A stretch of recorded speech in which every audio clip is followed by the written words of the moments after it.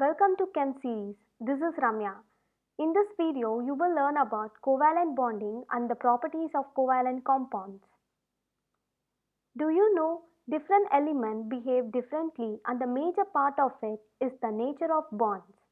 Just like humans have differences due to inequalities, so is the case with all the compounds. Ionic, covalent and the metallic bonding are the three major bondings under chemical bonding. In this, we will concentrate on covalent bonding. The bonding forms when electrons are shared between two nonmetals. The bronze color in the periodic table represents the nonmetals. So, there will be sharing of electron pairs between atoms. Why the need of sharing is necessary? The answer is to attain the nearest noble gas electronic configuration, the sharing is necessary. And due to this sharing, they do not become positive or negative ions unlike ionic compounds. In this slide, there are few elements. Can you guess what are these called?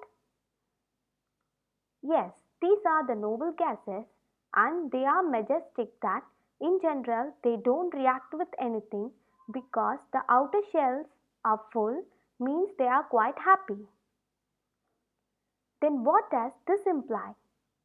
Let's see. Hi, I'm fluorine. Let's make bond. But the noble gases are already full, it cannot accommodate fluorine.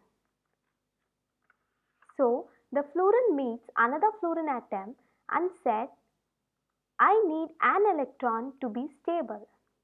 The other atom needs the same one electron, so it summons on sharing. So, after they share one electron from each atom, yes, they are bonded. You see, in this fluorine is surrounded by 7 valence electrons, so on sharing one of it, a single covalent bond has been formed. As we all know that 2 electrons are required to form a bond. Do you have any idea who the atom is? Let's ask. It says it is oxygen and need 2 electrons for its stability. And the other depicts that to give life for Earth, let's bond by sharing. Wow! They formed O2, the elixir for life. And you see, each oxygen atom has 6 valence electrons and it shares 2 electrons, thus forming a double covalent bond. Guess who am I? The hint is, it is the most abundant gas in the atmosphere. Let's see. Hello, I am nitrogen. For my stability, I need 3 electrons. The other nitrogen portrays about sharing. Now, the N2 molecule is stable and happy. You can see here nitrogen has 5 valence electrons and takes up 3 from each atom for sharing, thus forming a triple covalent bond. So let's see a few properties of covalent compounds. The solid covalent compounds are soft structures, for example like graphite. This is because the presence of a cloud of electrons in between each layer of carbon atoms. That's why it is of soft nature. They have low melting and low boiling points because they have weak intermolecular forces between the atoms. So less amount of heat is enough to melt or boil the compounds.